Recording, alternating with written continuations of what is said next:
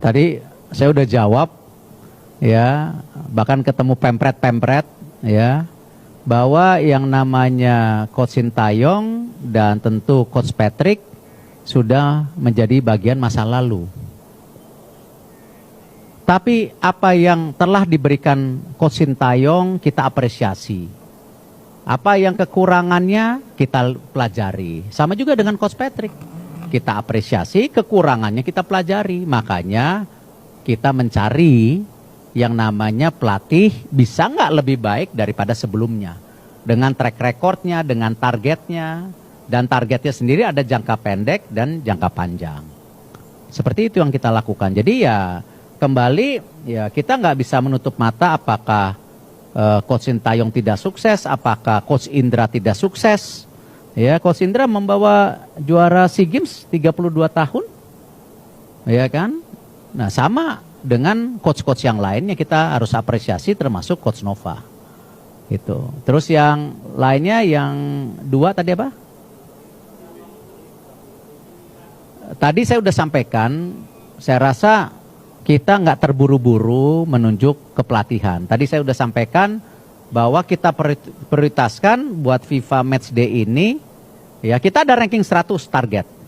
Nanti kita bedah, oh Maret tahun depan kita mesti apa, Juni mesti apa, September mesti apa, Oktober, November kalau tidak salah tahun depan itu FIFA Matchday-nya nempel.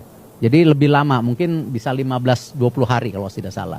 Nah kita mesti bikin planning untuk tadi bagaimana kita menuju 100, bisa nggak dengan pertandingan-pertandingan besar itu gitu kan.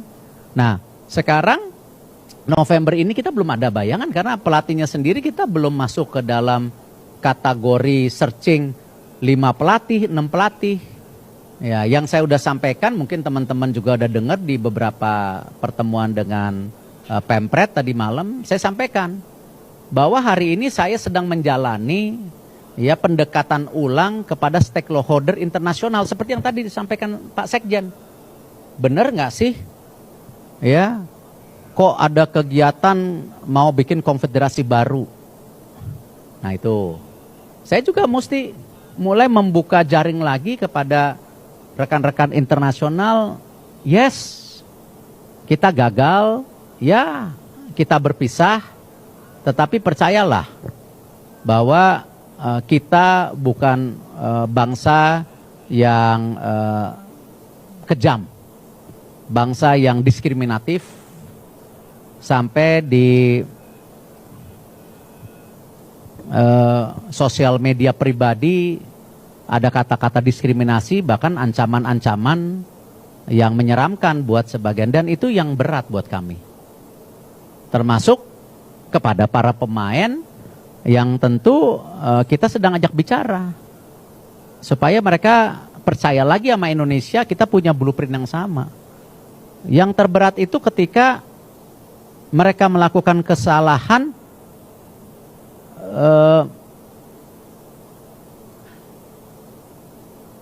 mereka seakan-akan harus dihabisi dalam karir sepak bolanya itu. Marcelino seperti itu. Nah, disitulah kami dari federasi sampaikan kepada semua individu calon pelatih atau pemain yang ada, federasi akan memproteksi mereka. Ya, dalam kasus-kasus tadi diskriminasi, ya maupun sebagai ancaman ke fisik. Federasi harus tanggung jawab dan kita harus fight karena itu. Karena ini nama baik besar kita di citra internasional. Sangat prihatin gitu teman-teman media. Dan saya yakin teman-teman media di sini bukan bagian dari itu. Karena saya yakin kalian punya check and balance. Bukan media yang masuk kategori hanya menyebarkan hoax.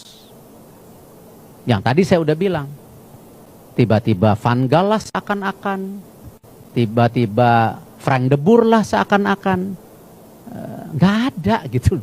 Dan percayalah kepada kami, inilah hubungan yang harus baik gitu. Jadi at interim kita belum ada, belum kepikir. Ini kita masih Ya percuma kita searching 10 pelatih, kalau dikontak mereka udah bilang, waduh kita nggak kuat lah. Gitu loh. Itu kan yang menjadi momok yang menakutkan buat kita semua. Dan tidak mudah meyakinkan dunia internasional. Sama Sekjen tadi ditanya di AFC, ya kan nggak enak Pak Sekjen ya.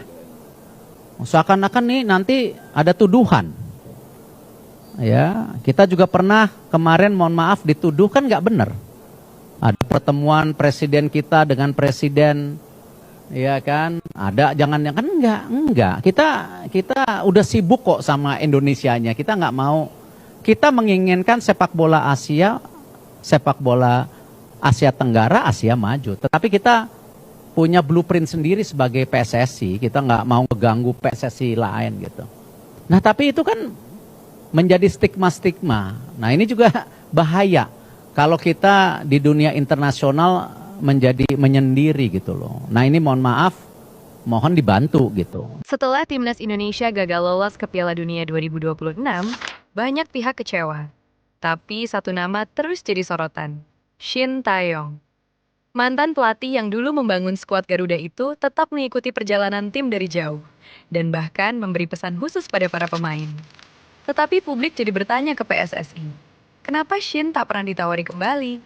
Padahal para pemain sendiri merasa skuad bisa lebih baik kalau masih bersama Shin. Fans pun menyebut keputusan PSSI ini bukan sekedar soal hasil, tapi soal kepemimpinan dan arah masa depan sepak bola Indonesia. Satu hal jelas, bukan hanya tim yang gagal lolos, keputusan PSSI juga jadi sorotan panas. Tahun 2025 mestinya menjadi babak baru bagi sepak bola Indonesia, terlebih dengan hadirnya banyak pemain naturalisasi yang bertalenta. Sayangnya, tahun ini justru menuai cukup banyak kegagalan bagi timnas Indonesia di berbagai level, baik di level senior hingga level usia tertentu. Lantas, apa saja kegagalan timnas usai lepas dari Shin Tae-yong di tahun 2025 ini? Berikut ini rekapan kegagalan skuad Garuda sepanjang tahun 2025. Piala AFF U23 2025. Kegagalan pertama bermula dari gagalnya timnas Indonesia U22 di Piala AFF U23 2025. Skuad Garuda yang saat itu masih di bawah kepemimpinan pelatih Gerald Vandenberg gagal menjadi juara usai kalah dari Vietnam dalam laga final. Pekerjaan rumah yang perlu timnas Indonesia perbaiki ialah soal penyelesaian. Padahal, performa skuad Garuda di ajang satu ini sudah sangat baik. Bukan hanya mempertahankan bola, Jens Raven dan kawan-kawan juga bisa mendominasi permainan. Sayangnya, setiap peluang tak bisa dimanfaatkan sebaik mungkin. Kualifikasi Piala Dunia 2026. Belum usai rasa kecewa para pendukung timnas Indonesia di Piala AFF U23, skuad Garuda kembali harus menuai kekecewaan usai kalah di ajang kualifikasi Piala Dunia 2026 zona Asia. Jai Itzes dan kawan-kawan memang sempat memberikan perlawanan sengit pada beberapa pertandingan. Sayangnya, skuad Garuda harus terperosok di klasemen akhir babak keempat kualifikasi Piala Dunia 2026 zona Asia. Bahkan, gagalnya timnas Indonesia di babak keempat kualifikasi Piala Dunia 2026 menjadi salah satu penyebab PSSI mengakhiri kontrak kerja dengan Patrick Kluivert. SEA Games 2025. SEA Games menambah daftar panjang kegagalan timnas Indonesia U22 di tahun 2025. Kegagalan ini terasa semakin pahit dan pelik, sebab sebelumnya timnas U22 meraih gelar sebagai juara bertahan. Timnas Indonesia U22 bahkan harus tersisih di fase penyisihan grup dan tidak lolos ke babak semifinal.